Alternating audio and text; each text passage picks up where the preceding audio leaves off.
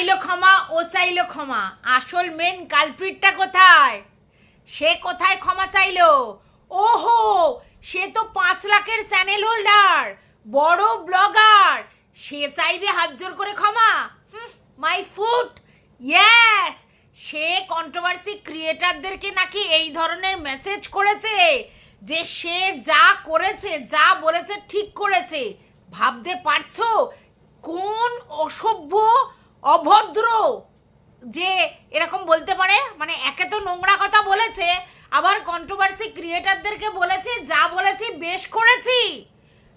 একে কি বলতে ইচ্ছে করে? আচ্ছা, ভালো কথা, অনেকে বলছে এই ক্ষমা চাওয়ার অ্যাক্টিংটা অ্যাকচুয়ালি কাকে নিয়ে করা হলো? হ্যাঁ, হার্টকে নিয়ে। কারণ হ্যাঁ, হার্ট হচ্ছে নরম নয়, গরম। ওই জন্য তাকে ভয় পেয়ে অ্যাকচুয়ালি তাকে ক্ষমা চাওয়া হলো, বাদ বাকি কন্ট্রোভার্সি ক্রিয়েটারদের মাথায় হাত বুলিয়ে। মানে অ্যাকচুয়ালি ক্ষমাটা চাওয়া হলো হার্টকে দাদা বলে। হার্টকে ক্ষমাটা চাইলো, অন্য কন্ট্রোভার্সি ক্রিয়েটারদেরকে ক্ষমা চাওয়া হয়নি। মানে সেই অর্থে, মানে জোর কদমে। এবার হয় না সেই চাঁদ সরাগারের মতো, মানে সে আসল পূজা শিব ঠাকুরকেই করে, আর ওই যে মনসা দেবীকে বাঁ হাতে শুধু ফুল ছুঁড়ে দেয়। বুঝতে পেরেছো? তো এরা হচ্ছে তাই করলো, বকলমে অ্যাকচুয়ালি হার্টকে মানে ক্ষমা চাইলো, কারণ তিনি কালকে লাইভে বলেছে ক্ষমা চাওয়ার কথা। আর এর আগে নাকি এই ক্ষমা চাওয়ার গল্প হয়েছে, তখন নাকি বলেছে আমি চাইবো ক্ষমা। মানে ভাবতে পারছো? আর কন্ট্রোভার্সি ক্রিয়েটারদের নাকি হোয়াটসঅ্যাপে মেসেজ করে বলেছে আমি যা করেছি ঠিক করেছি। ভাবতে পারছো কিরম অসভ্য? বলছে কেন হুলহুলাকে নিয়ে তারা ভিডিও করে, তার জন্য সেরম বলেছে। আচ্ছা, হুলহুলার গল্পটা কি আমরা মায়ের পেট থেকে বের করে নিয়ে এসছি?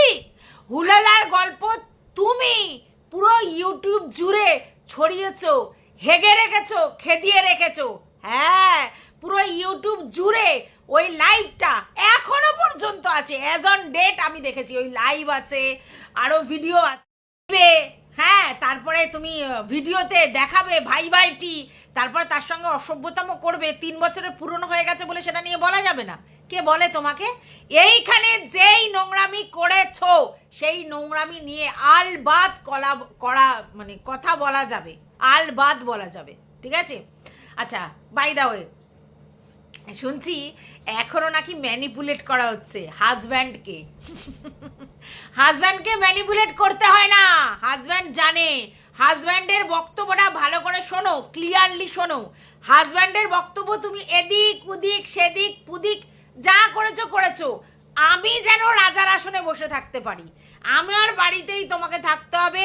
আমি রোজ সোনার ডিম পাড়া মুরগিকে খুঁটে খুঁটে খাবো, আমার লাইফস্টাইল ল্যাভিশলি চলবে, আমি তোমার মানে বর হিসেবে পরিচিতি লাভ করব, আমি ফ্রিতে সমস্ত কিছু পেয়ে যাব, তোমার বর এটা দিয়েই আমার ল্যাভিশ লাইফ চলবে। আবার কি চাই? তো এই বরকে ম্যানিপুলেট করতে হয় না, বর ইচ্ছা করে ঘাপটি মেরে সব সহ্য করছে, কারণ বর জানে পয়সা হ্যায় পয়সা, পয়সা হ্যায় পয়সা, পয়সার জন্যে। বুঝতে পেরেছো?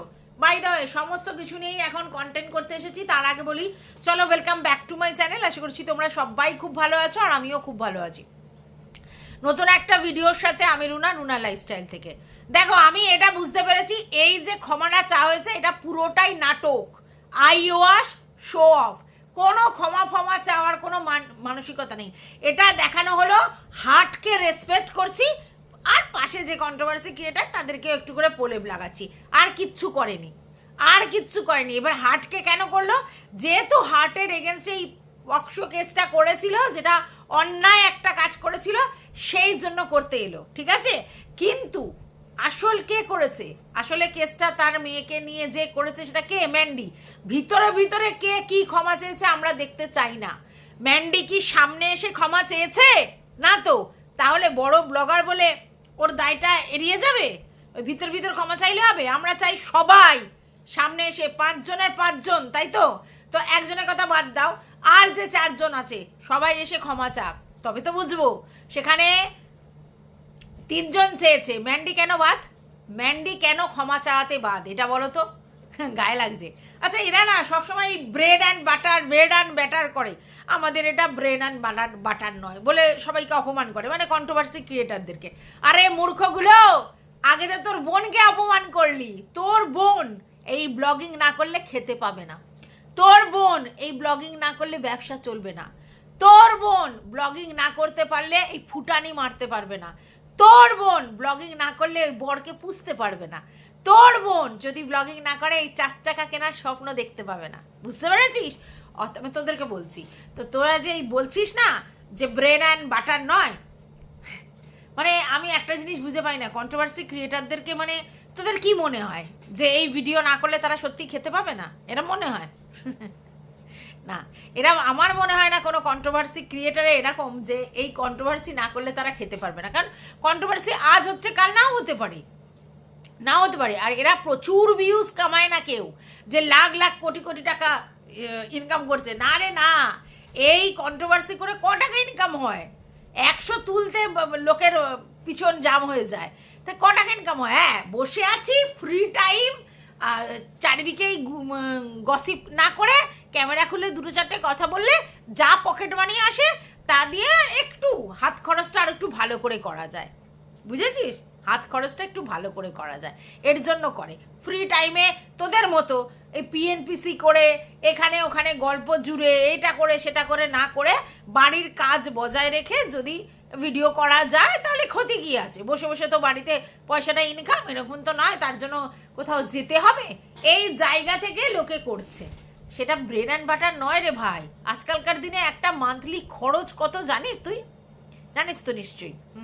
সংসার তো করিস, তাহলে সেই সংসার খরচ এই কন্ট্রোভার্সি করে ওঠানো যাবে? হ্যাঁ, 2-1জনের হয় তো তাদের ধরলে তো হবে না, আপামোর কন্ট্রোভার্সি ক্রিয়েটারদের ধরতে হবে। 2-1জন অনেক টাকা ইনকাম করে, তাদের মধ্যে অনেক কিছু ব্যাপার আছে, ঠিক আছে, কিন্তু বাদবাকি সবাই তো একটা গড় ভিউজ পায়, তো সেখানে তারা এটা দিয়ে ব্রেড অ্যান্ড বাটার করে।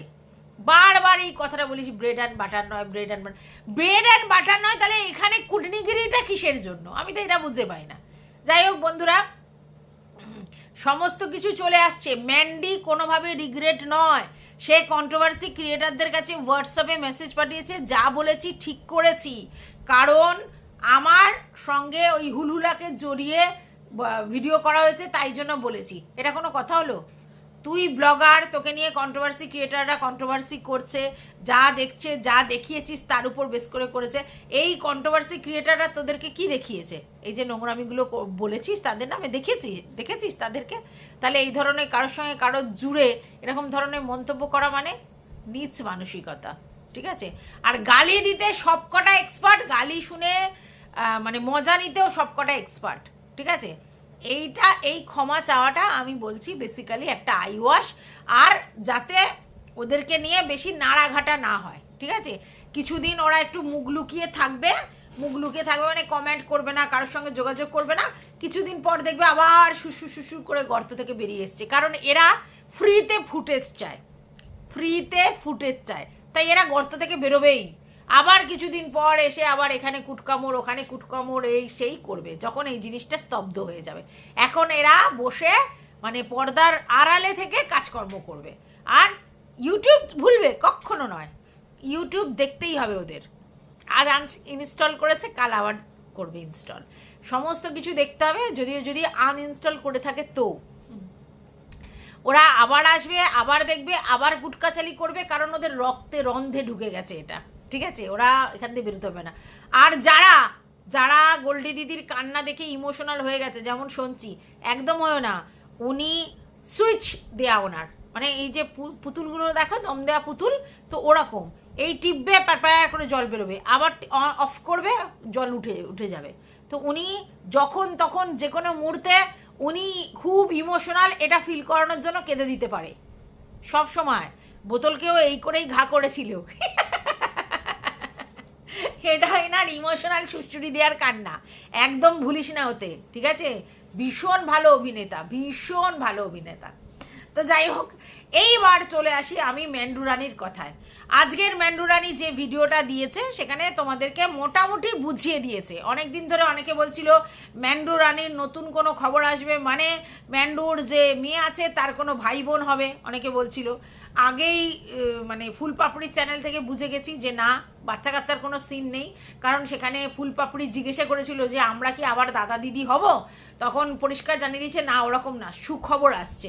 আর যখন ফুল পাপড়ির বর এই কথাটা বলেছে সুখবর আছে, তখনই আমি সিক্স সেন্সে ধরে নিয়েছি যে 4 চাকার গল্পটা আছে, হ্যাঁ, যে নতুন একটা জিনিস আসছে এই জন্য। তো যাই হোক, অনেকে বলছিল মন্দির রিপেয়ার করবে, তার জন্য পরামর্শ নিচ্ছে, সব পরিষ্কার টরিষ্কার করবে। হরে কৃষ্ণ জেঠুর বেলায় ম্যান্ডি প্রথমে টাকা খরচ করেছিল, ছোটো মা করেছিল, ভালো করে দেখো। তাহলে এত বড় মন্দির রিপেয়ার করবে, সবার যেই মন্দিরটা দেবত্ব সম্পত্তি, সেখানে কেউ টাকা দেবে না, ম্যান্ডি একা টাকা দেবে? ও বাবা, তাহলে তোমরা ম্যান্ডিকে একদম চেনোনি, মন্দিরের জন্য না, ঠিক আছে? ওর বাড়ির সামনে যে জায়গাটা, গেটটা নিয়ে অনেকে বলেছে, কিন্তু এতদিন ও গেটটা পাল্টায়নি, কারণ গেটটার প্রয়োজন হয়নি। এখন ওর গেটটা প্রয়োজন হবে, ওই গেট দিয়ে তার গাড়ি ঢুকতে পারবে না, তাই গেটটাকে ভেঙে উড়িয়ে দিতে হবে। সামনে যে কলতলা ফলতলা করে রয়েছে সেই জায়গাটাও পরিষ্কার করতে হবে। আর তোমার হচ্ছে কি যেন বলে, একটা শিবের মন্দির আছে যেটা ভাঙতে ওর শ্বশুর বারণ করেছে, তো সেই জায়গাটা ভেঙে চাইছিল আর একটু বড় করতে, উঠানটা বড় করতে, তো সেটা হবে না। কিন্তু সবার পারমিশনটা কেন লাগলো? ছোট মা, বড় মা, ওর শ্বশুর, কেন পারমিশন লাগলো? যেহেতু ওদের সম্পত্তি মনে হয় ওখানে কোনো ভাগাভাগি হয়নি, তার জন্য, যেহেতু সবার ওই জায়গাটা, তার জন্য সবার পারমিশনটা লাগলো, ঠিক আছে? তো এই জন্য পারমিশন নিল কি না, গাড়ি কিনবে, সে গাড়ির গ্যারেজ, ঠিক আছে? এবারে কি করে বুঝলে? এখনও গাড়ির কথা কিন্তু বলেনি, কিন্তু ওরা যেখানে গেছে বা দেখেছে সেটা দেখে ভিউয়ার্সরা তো বুঝতে পেরেই গেছে আর কি, যে গাড়ির ব্যাপারটা আছে। আর ভিউয়ার্সদের সিক্স সেন্স প্রচুর, ওরা সবটা ধরতে পারে, তো সেই জায়গাতে ধরেছে। এবার কথাটা হচ্ছে, গাড়ি লোকে কিনতেই পারে, গাড়ি কেনাটা বড় কথা নয়, কিন্তু এই মেয়েটি এক মানে এর মুখ না পাছু বোঝা যায় না। দেখো, প্রথমে বললো আইফোন আমার ভালো লাগে না, আমি জীবনেও আইফোন কিনবো না বলে ও কি করলো, যে বরকে আইফোন কিনে দিল। বললো, তারপরে বললো যে আমাকেও একটা নিতে হবে, যেভাবে আমাকে অপমান করছে বর। তারপরে বললো যে না, মানে আমাকেও একটা কিনতে হবে, তো সেটা কিন্তু এখনও পোস্টপন করে রেখেছে। তার মানে যে বললো জীবনেও আইফোন কিনবো না, সে আইফোন কেন নেবে? তার মানে ওর মুখ না পাছু। আচ্ছা, গেল। আবার এটাও বলে রেখেছে দর্শকদের কাছে যে আমার বাইকে চড়তে ভাল লাগে, 4 চাকা ভাল লাগে না, বমি পায়। তাহলে এখন 4 চাকার গল্প। তো অনেকেই বলছে ফুল পাপড়িদের দেখে ওর ইচ্ছে হয়েছে, না, এরকম কোনো ব্যাপার নেই, ফুল পাপড়িদের দেখে ইচ্ছা হয়েছে না। আমাদের তো এদিকে টিয়া, এদিকে আমাদের খোকা, এদেরও তো গাড়ি আছে, সেটা কথা না যে ফুল পাপড়িকে দেখে ইচ্ছা হয়েছে বা ফুল পাপড়ির গাড়ি চড়ে দেখে তারপরে ওদের মনে হয়েছে। এটা তো ঠিক, একটা 4 চাকা থাকলে বেশ অনেকটা দূর ঘুরতে চলে যাওয়া যায়, অনেকটা যাওয়া যায়, 3 জনের সংসারে সবাই যাওয়া যায়। সবসময় তো বাইকে করে যাওয়া যায় না, কিছু কিছু সময় বাইকে ভিজে ফিজে যায়, তো বাইকের জার্নি এনজয়েবল, কিন্তু অনেক সময় লাগে, 4 চাকা লাগে। তো সেই জায়গা থেকে তারপরে এই 4 চাকা থাকলে যে মাল, ছোট অল্প মাল আনতে গেলে গাড়িতে, গাড়ির ডিকিতে, গাড়ির সিটে করে আমাদের স্যান্ডি দাদা নিয়ে আসতে পারবে, অনেক কিছু ভাবনা চিন্তা করেই ওরা গাড়িটা নিচ্ছে। সবসময় তো ট্রান্সপোর্টে আনা যাবে না, প্রচুর মাল হলে ট্রান্সপোর্টে আনা যাবে, আবার বাইকে করেও সব মাল আনা যাবে না, তো সেক্ষেত্রে ট্রেন বা অন্য কিছু চাপতে হবে। তার থেকে যদি গাড়ি থাকলো, গাড়ি করে চলে গেল, একদম ডিকিতে ভর্তি, পিছনের সিটে ভর্তি করে মাল নিয়ে আসতে পারবে, তারপরে ঘুরতে ফুরতে যেতে পারে। আর গাড়ি কেনবার মতো সামর্থ্য ওর অনেক আগেই হয়ে গিয়েছিল, ও কেনেনি ইচ্ছে করে। তো যাই হোক, এখন এটা দিয়ে পরিষ্কার যে আমাদের যে ওর অনলাইনে বিজনেস, সেটা বেশ তুঙ্গেই আছে। তোমাদেরকে তো আমি আগেই বলেছিলাম বেশ ভালো পরিমাণ ইনকাম হয়, তুঙ্গে আছে, হ্যাঁ, অনলাইনে বিজনেসটা। তারপর ব্লগটাও চলছে, তাহলে সেই জায়গায় ও একটা গাড়ি কিনতেই পারে, সেটা তো বড় কথা নয়। গাড়িটা একসঙ্গেই তো লোকে টাকা ইনভেস্ট করে না, ইএমআইতে কেনে, তো সেটাও করতেই পারে। এইবার প্রশ্নটা এইখানে, ভাই, যেই মহিলা গাড়ি কেনবার জন্য ভাবনা চিন্তা করছে, গ্যারেজ করবে, তার জন্য 40,000 টাকা খরচা হবে, গাড়ির কথা বাদ দাও, এরকম একটা পজিশান, সেই মহিলা অন্নপূর্ণা ভাণ্ডারের ফর্ম ফিল আপ করবে। তো অনেকেই জিজ্ঞাসা করছে, কেন তুমি তো তুমি কি আইটি ফাইল করোনি?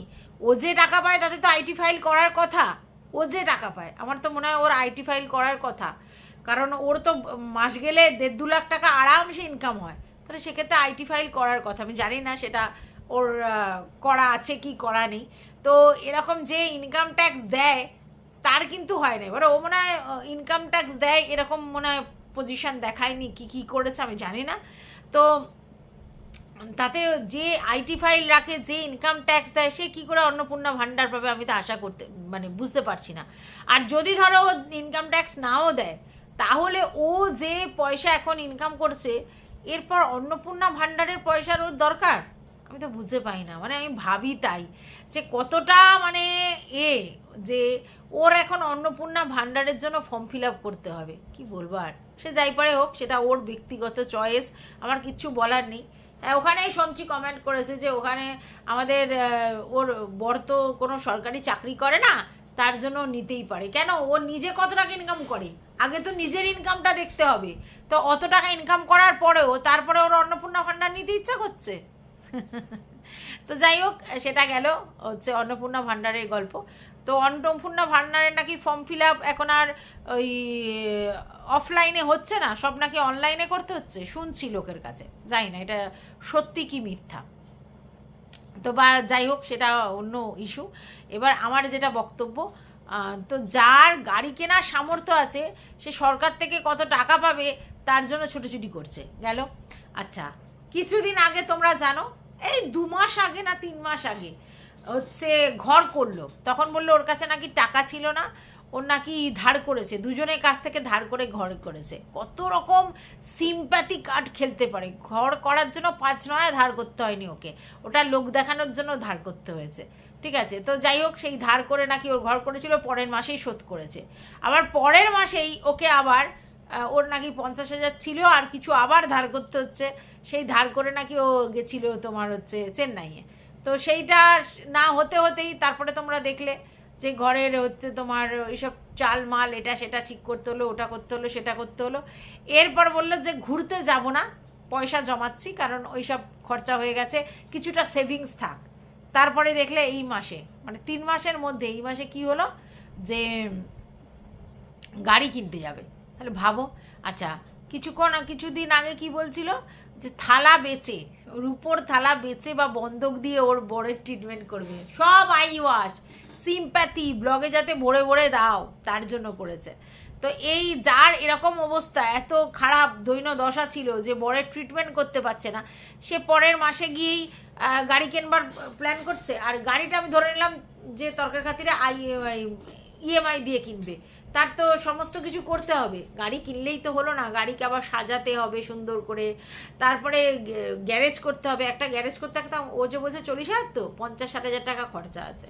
তো সেই গ্যারেজ করতে হবে, তারপরে গাড়ি করতে হবে। তাও তো আমি ধরে নিলাম খুব কম পরিমাণ টাকা দিয়ে ও করলো, তাহলে তো 1.5-2 লাখ টাকা খরচা আছে। মিথ্যা কথা, সবটা মিথ্যা কথা। ঠিক আছে, যে বলে না আমার ধার করতে হয়, দেনা করতে হয়, একদম ভুল কথা। তোমরা ওকে গালি দাও, খিস্তি দাও, খেউর দাও, আলটিমেটলি তোমরা ওকে ভিউজ দাও। আর সেই ভিউজের জন্যই ওর এত বাড়বাড়ন্ত। এই তোমরা বলো না এই নোংরামি বন্ধ করতে হবে, ওকে দেখা বন্ধ করতে হবে, এসব নোংরামি চলছে তোমাদের জন্য। আমি তো বলবো ভিউয়ার্সরা পুরোপুরি দোষী। তোমরা এইসব ভিডিও দেখতে ভালোবাসো, আর সেটাও ভালো বুঝে গেছে, ও বুঝে গেছে, বোতলও বুঝে গেছে। তার জন্যই তোরা তো জানে, যবে থেকে এদের কেচ্ছা বেরোচ্ছে তবে থেকে তোমরা ওদেরকে বেশি করে ভিউজ দিচ্ছ, কারণ কিউরিসিটি। বোতলও জানে সেটা, আর আমাদের ম্যান্ডি তো জানেই। তাহলে ওরা জানে যত ক্যাজরা, যত মানে এইসব ভুলভাল জিনিস আমার সম্বন্ধে আসবে, তত আমার হচ্ছে মান সম্মানের দরকার নেই, টাকাটা আসবে। তাহলে সেই জায়গা থেকে তো ওরা এই জিনিসটা করছে। তো এদের জন্য কারা দায়ী? অবশ্যই ভিউয়ার্সরা দায়ী। যেসব ভিউয়ার্সরা ভালোবেসে দেখে তাদেরকে আমার কিছু বলার নেই, কিন্তু যেসব ভিউয়ার্সরা কিউরিসিটি বশত দেখে, তোমরা যত দেখবে তত ওরা এরকম ধরনের করবে। আর করে সেটার ফায়দা তো তোমরা দিচ্ছ ওকে। যে একটা সময় খেতে পেত না, সে কি করেছে এখন? সে যখন তখন মাসের পর মাসে, মানে 1 মাসের ট্রিটমেন্টের জন্য চেন্নাই তোমরা যেতে পারছো না, কিন্তু 1 মাসে সঙ্গে সঙ্গে 80,000-90,000 টাকা খরচা করে টিনের ঘর তোমরা করতে পারছো না। দেনান্দান ভাবলে দেনান্দান ঘর করতে পারো, দেনান্দান ভাবলে দেনান্দান চেন্নাই চলে যেতে পারো। আচ্ছা, তারপরে দেনান্দান ভাবলে দেনান্দান গাড়ি কিনতে পারো? হ্যাঁ, পারো না, কারণ আমাদের সেই সামর্থ্য নেই। আমাদের একটা জিনিস করতে গেলে 50 বার ভাবতে হয়, কিন্তু এর তো উৎপাতের ধন। তো সেইগুলো তো এরকমভাবেই করতে হবে, বলবো এরকম তুড়ি মারবো, কাজ হয়ে যাবে। তাহলে এইগুলোর জন্য কারা দায়ী? অবশ্যই ভিউয়ার্সরা দায়ী, তাই জন্য সুযোগ পাচ্ছে, ঠিক আছে? আর এই যে নোংরামি, যে ক্যাজরামি আবার হবে, কারণ এই নোংরামি ক্যাজরামি না করলে ওর ভিউজ নেই, ভিউজ থাকবে না। ও নর্মাল ব্লগ দিয়েছে, দেখো কীরকম ভিউজ হয়েছে। ওর লক্ষ লক্ষ ভিউজ চাই, আর তার জন্য নোংরামিটাই ওর সহায়। আর এই দিদিরা সেই নোংরামিগুলোকে শেখে আরও লোকের কাছে পৌঁছে দেবে, তবে তো হবে। দিদিরাও না তো কোনো দিন কন্ট্রোভার্সি জোন থেকে যাবে, জাস্ট হাইড অ্যান্ড সিক খেলবে। আর ম্যান্ডিও না তো এসবগুলো কোনো দিন ভুলভাল জিনিস থেকে বেরোবে নিজেকে, কারণ ভুল থেকে বেরিয়ে সতী নারী হলে ওর তো লাভ কিছু নেই। লাভ কিছু আছে? তাই ম্যান্ডুরানি সারা জীবন কন্টেন্ট দেওয়ার জন্য কন্ট্রোভার্সি করে যাবে, কারণ আলটিমেটলি কন্ট্রোভার্সি ক্রিয়েটাররা যত চর্চায় রাখবে ওকে, তত ওর চ্যানেল গ্রো করবে। আর যত ভিউজ, মানে যত গ্রো করবে তত ভিউজ, আর ভিউজ না হলে এই মাসে মাসে সমস্ত খরচা করতে পারবে না, যেটা আচ্ছা আচ্ছা চাকরি করা লোকজনরাও ভাবতে পারে না, যে এই মাসে ঘর, ওই মাসে চেন্নাই ট্রিটমেন্ট, আর তারপরের মাসে গাড়ির ইএমআই দিয়ে গাড়ি কেনা, এত বড় সাহস দেখাতে পারবে না লোকে। তাহলে বুঝতে পারছো? হ্যাঁ, এরকমই আসছে বলেই এই জন্য হচ্ছে। তো সেখানে ভিউয়ার্সদেরই দোষ, তারপরে সে আবার অন্নপূর্ণা ভান্ডার নিতে যাচ্ছে, মানে ভাবা যায়? তো যাই হোক বন্ধুরা, সবটাই তোমাদের কাছে ক্লিয়ার, তোমাদের হাতেই সব। তোমরা যাকে ভিউজ দিয়ে এই জায়গায় তুলবে সেই এখানে গেনার। আরও অনেক ব্লগার আছে, সবাইকে এইভাবে ভিউজ ইনকাম করতে পারে না, পারে না। আর কন্ট্রোভার্সি ধরে রাখা জানতে হয়, কিভাবে কন্ট্রোভার্সি ছুটতে হয়, ধরে রাখতে হয়, সেটা সবাই জানে না। যারা কন্ট্রোভার্সি ধরে রাখতে আর ছুটতে জানে, যেমন ম্যান্ডি, তার জন্যই হচ্ছে। বুঝতে পেরেছো? তো যাই হোক, এই ভিডিওটা এই পর্যন্ত। তোমাদের যদি কিছু বক্তব্য থাকে অবশ্যই কমেন্ট বক্স করা আছে। ততক্ষণের জন্য